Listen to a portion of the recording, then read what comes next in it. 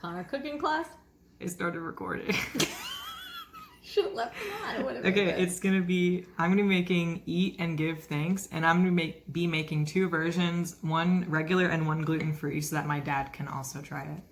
So my first instruction is to knead flour with clarified butter. So I have two bowls because I'm doing one with wheat flour and one with a gluten-free baking mix.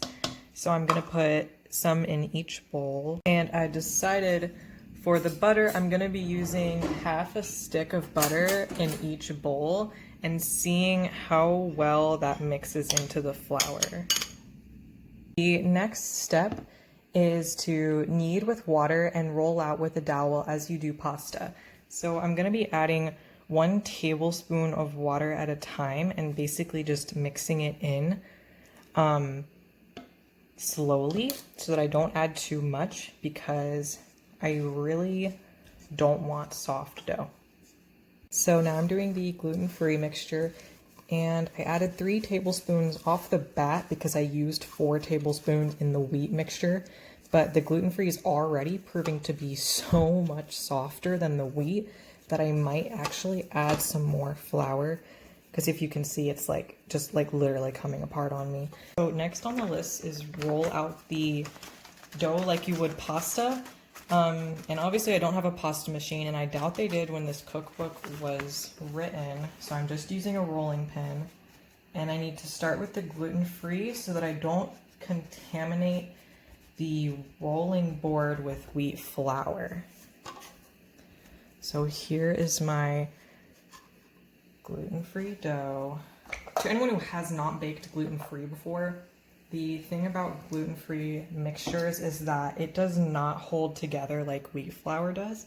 So I'm not probably gonna roll it out as thin as I would the wheat flour, or else it'll just start falling apart on me.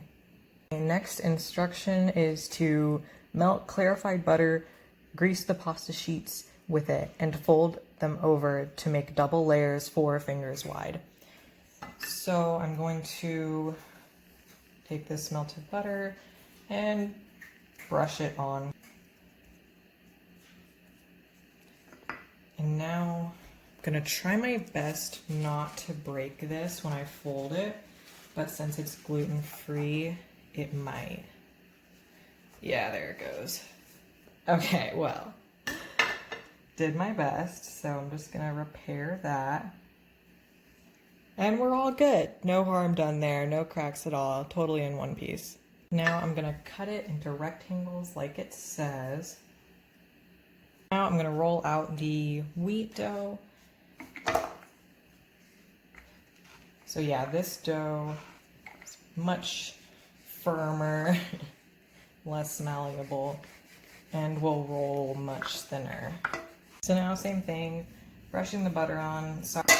All right, now I'm gonna fold this and hopefully it will be easier. Yeah, there we go. And gotta cut it.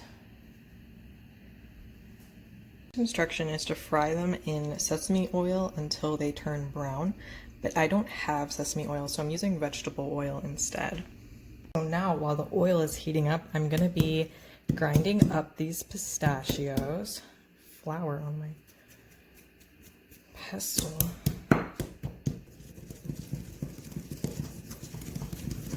Frying the gluten-free first, like I said earlier, and I'm kind of nervous it's gonna explode on me, so that's why I'm using tongs. Okay, no, we're good. Yeah, so they're falling apart because there's no gluten. That's okay. It means more of these little whatever they are. Yeah, so they're definitely falling apart in the pan. That's okay. And I think I need to turn the heat down too, even though it's already on medium. All right, I'll let y'all know. I need to deal with this. I think I might have had the heat on too high because they cooked so fast and also the flour kind of went everywhere into the vegetable oil. So I'm gonna dump this out, try again, and hope that doesn't happen. Further investigation, I realized that it was definitely the pan being too hot because they're not cooked at all in the inside. They're literally just seared, I guess. Yeah, this is pretty much just burnt dough. When I'm cooking it, I have it all the way low, but the stove is obviously still hot from the first pan, so I'm guessing it's a little hotter than that. And they're not turning brown immediately, so I'm taking that as a good sign. The flour is spreading just like last time, so this is like rapidly becoming one giant cake instead of a bunch of rectangles. So I'm gonna attempt to flip it. So I flipped one of them and I discovered that maybe my oversight was using vegetable oil instead of like olive oil because it's completely absorbed into the flour. Not sure if this also would have happened if I had used olive oil, but just my thoughts.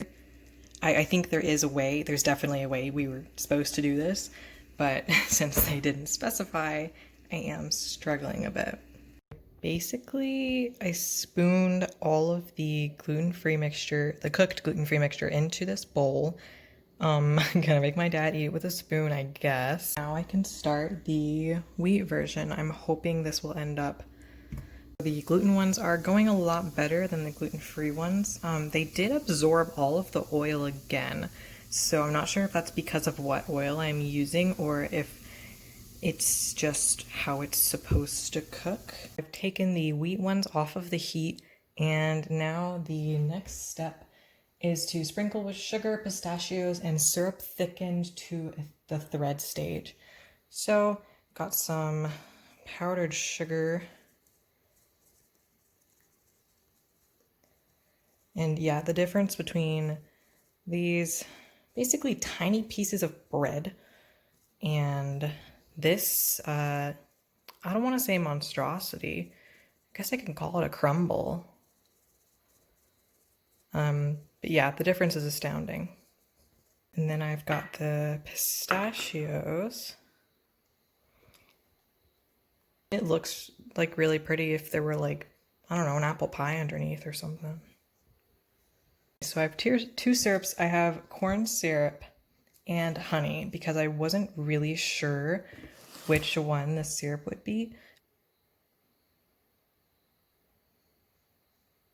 I'm assuming that's why the syrup is there because I don't really see why they would use syrup if they also had sugar, so I'm just assuming it's so that the pistachios can stick.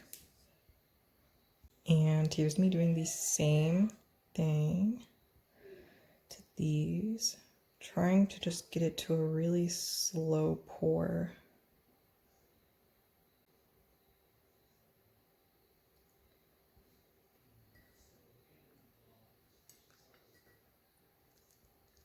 All right, and we are done. Now I'm gonna go force feed them to my parents and you guys can see the reaction.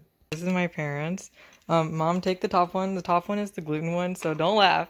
This one is the gluten-free one. That's what I expect from gluten-free. It doesn't hold together very well. Yeah, it doesn't hold together. So it held together a lot less than I wanted it to, but hopefully it'll taste okay. That's good. It's good? That tastes like peach cobbler without the peaches. That's what I was thinking. It literally, I was like, this is like a crumble without any fruit, you know? Just has some pistachios and sugar. Got more peach than me. No, I like the That one's probably like all bread, all like bready. So it's actually good. Cool. I think I need to try it too, so I'm gonna. Want me to turn the... Oh, you mean Sure. you gave it to us before you tried it? Yeah, I haven't tried it yet. Oh my god, he keeled over.